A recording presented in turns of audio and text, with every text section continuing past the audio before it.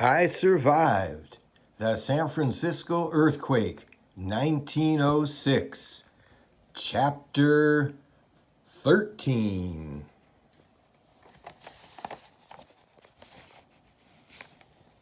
Fletch looked at Wilkie with a sweet smile painted on his face. I knew you'd find me, old pal. I knew it. I was sitting here praying, and here you are. Fletch was clutching that white flour sack.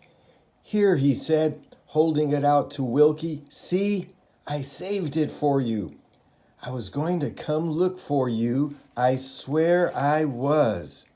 Sure you were, Fletch, Wilkie said in a weak voice. I know you didn't forget about me. Leo and Morris looked at each other, unsure of what was happening. Did Wilkie really believe Fletch's lies? Was he going to join back up with him? Come on, Fletch rasped. We can share with your new buddies too. If that's what you want, whatever you say, pal, whatever you say. I'll take care of you, Fletch, Wilkie said. His voice didn't sound weak anymore. Of course you will, Fletch said.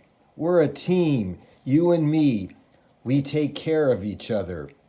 Wilkie snatched the flour sack from Fletch. He handed it to Leo. Your gold is in there, he said. Take it. Sure, Fletch said. Sure thing. Let the kid have his gold back. We're all friends now.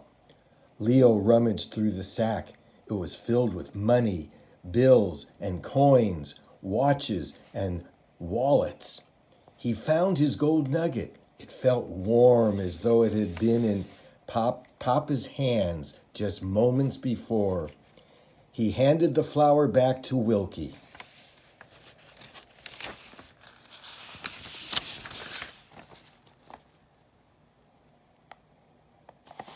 Wilkie stepped back and stared at Fletch.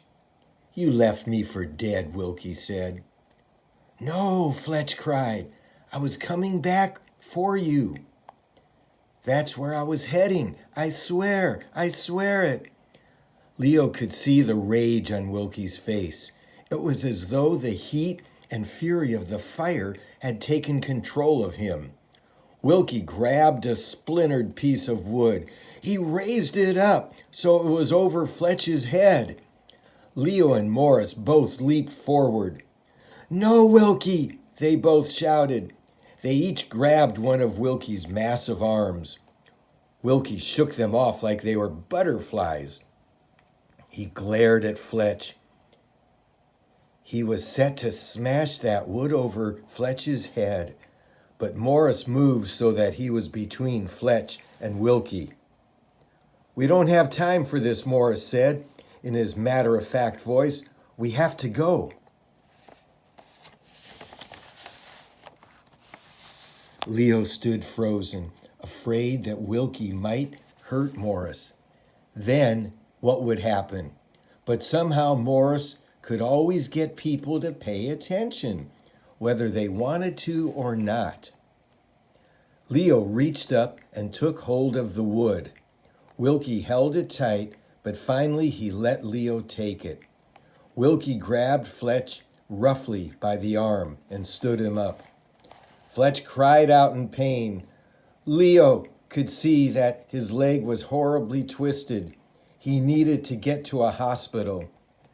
Wilkie didn't care. He dragged Fletch, yelling and limping, out into the street and tossed him onto the sidewalk. There were 2 policemen just up the street. Maybe they'll help you, Wilkie said. Then he spat on the ground and stormed away. Leo and Morris hurried after him. None of them looked back at Fletch.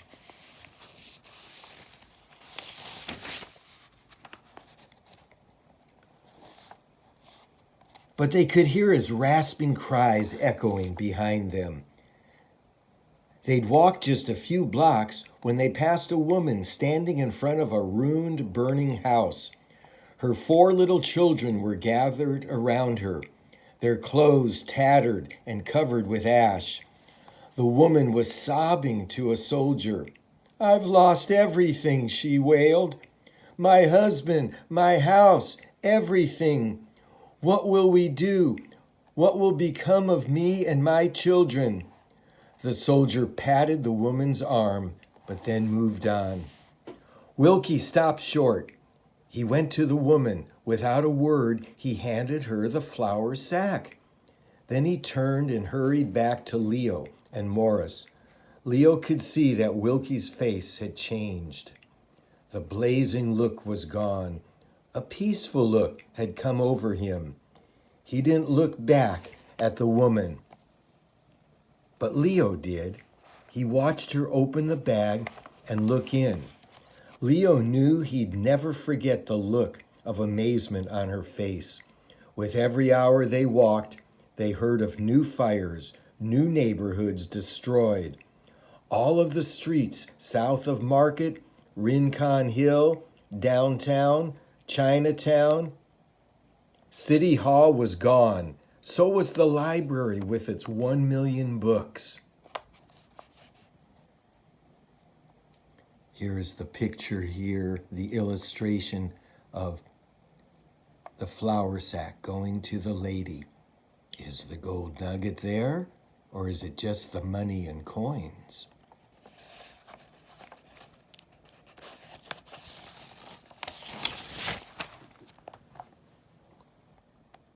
Morris got tears in his eyes when he heard that.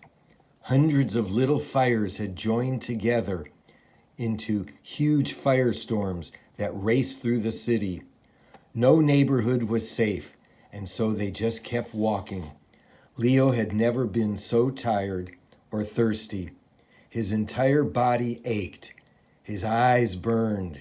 He had cuts all over his hands. He had no idea where they'd end up. But he was still in one piece. That was something. He had his gold nugget back, and he had a feeling inside, one he hadn't felt since Papa was still alive. Walking between Wilkie and Morris, his shoulders brushing theirs, he knew in his heart that he wasn't alone. And that's the end of chapter 13. I survived the San Francisco earthquake, 1906. See you next time.